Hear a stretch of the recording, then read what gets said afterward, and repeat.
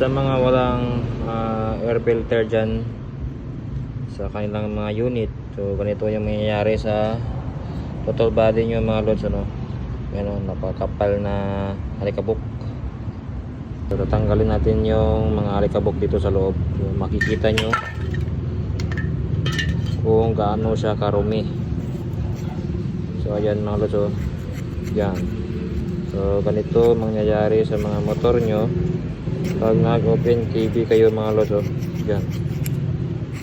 Grabe, sobrang kapal. Tapos yung walang air cleaner yung walang filter pala sa air cleaner, so ganito rin mangyayari sa inyo mga lods. Ayan, oh. Sobrang kapal. I-open TV mo yun, oh. Namin may filter mo air cleaner.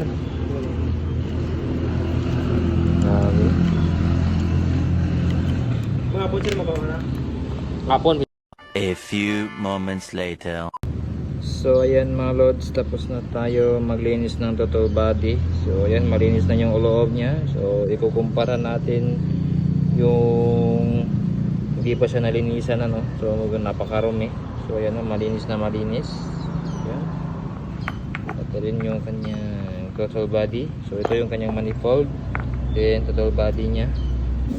So ayan, malinis na malinis yung loob.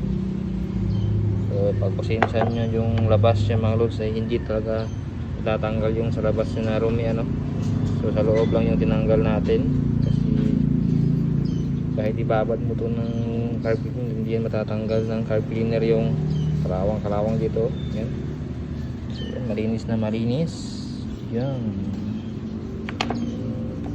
So nagpa-schedule pala na magpa-cleaning ng total body mga lods, ano. So pagpasensyahan nyo na, medyo na busy lang talaga tayo, ano, sa mga di natin na-replyan sa messenger, ano. So pagpasensyahan nyo na mga lods, dahil busy lang talaga tayo.